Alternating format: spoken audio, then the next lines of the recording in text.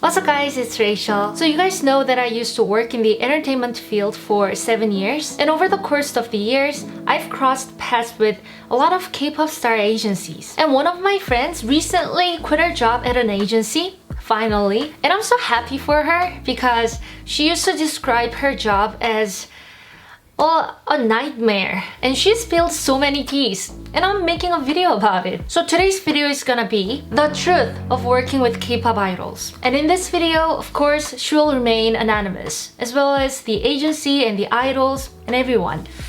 Before my friend worked at the agency, she used to be a type of fan that digs really deep into an idol group and then moves on to another one and then another one. She used to be that type of fan. You know who I'm talking about. Well, the idol group her agency was representing was not the group that she was a fan of, but I know she tried her best to do her job well.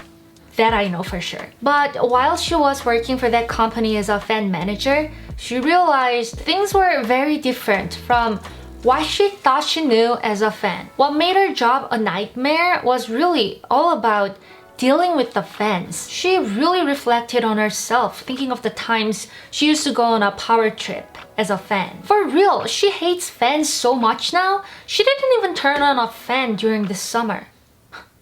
But sorry, but seriously, she said she will never be a fan of somebody ever. Of course, it's not like she hates celebrities. Nothing like that. She still enjoys watching K-pop idols on YouTube and listen to their music, stuff like that.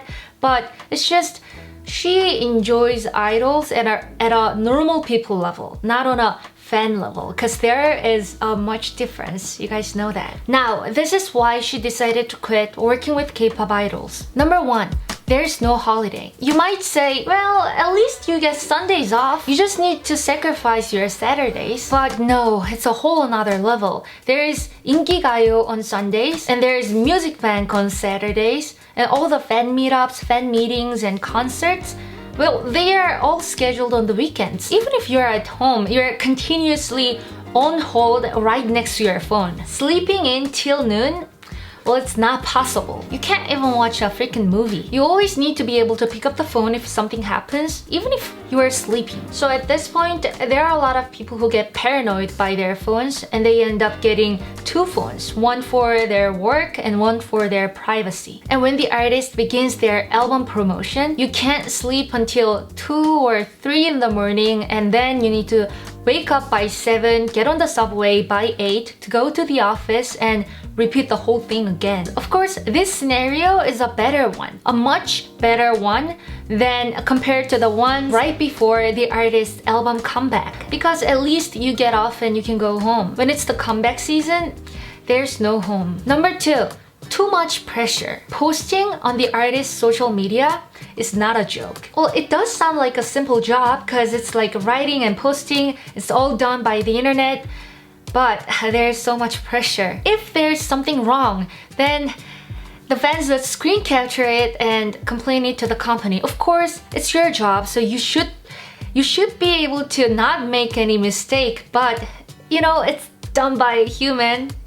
We are all human. We are bound to make freaking mistakes, and imagine that your mistake is framed by multiple people, by screen captures, and then your boss would yell at you, and it's the whole thing. So before posting, you want to double check it, triple check it, quadruple check it multiple times, and you end up getting paranoid by it. The problem is, you have to post on the official social media, the artist's social media, at least like a couple thousand times a year.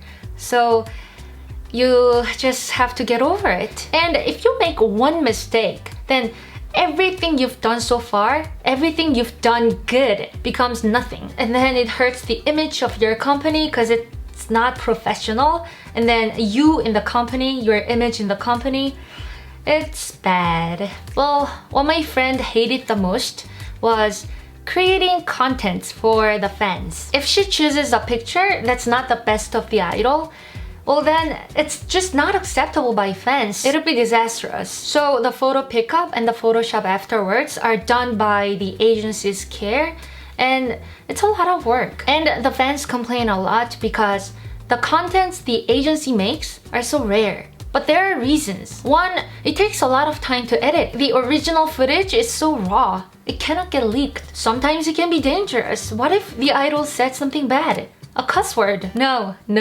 What if there was a cigarette in the background? You know what? When it comes to idols, everything needs to be checked. Even like the words on t-shirts need to be checked. So that's why it takes a lot of time. Two, I kinda know this, but it takes a lot of time to make subtitles. But nowadays, they kind of have to do it for international fans because now there are a lot of international K-pop fans. And if there's a mistranslation, no, it's not possible. There cannot be any mistranslation. Number three, it's not rewarding at all. When something happens to an idol, here's a fan's mindset. Oh, if something goes great, it's because my idol is great. And if something's wrong, of course it's on the company. The company is stupid and I wish my idol was at a better company. And granted, when we are just fans, it's so easy to think like that.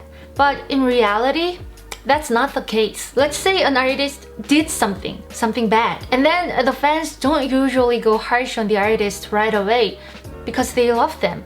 Instead, the fans usually blame it on the company right away, complaining why does it take so long to come up with a solution. But in that moment, it is the agency that is working the hardest. When the online article says, oh, the agency is checking up on it, or the manager is out of the office right now, it means they are doing everything in their power to fix the situation. The seniors are making calls to every reporter they know to stop posting the articles, and the junior workers are taking angry phone calls from the fans. And this is the ridiculous part. You know, it is the artist that made this whole chaos at the company, right? Well, imagine the artist acting so chill and says something like, just make it not a big deal, or I'll cover me up like last time.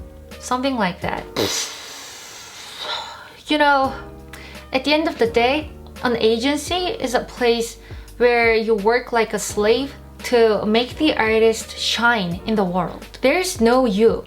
You know what my friend said was, she's also young. She also wants to be the center of her life, but she's working her ass off to make somebody else shine, and she's the one who gets all the blame from the world. And she gets zero recognition or respect from the artist either.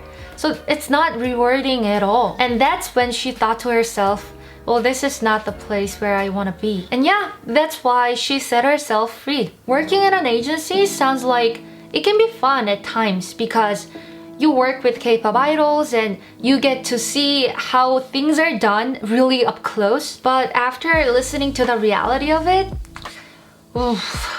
No. The K-pop industry is really glamorous and it's really shiny from the outsiders looking in. But I know it's glamorous not just because of the idols. We should remember there are a lot of people who work so hard behind the camera to make them shine like that. So big shout out to everyone who's working in the field and my friend who shared her story. And yeah, that is it for today's video. It was really interesting to me. I hope you find it interesting, and if you did, remember to give it a big thumbs up, share it with your friends, and I'll see you in the next time. Peace out, love you, and goodbye.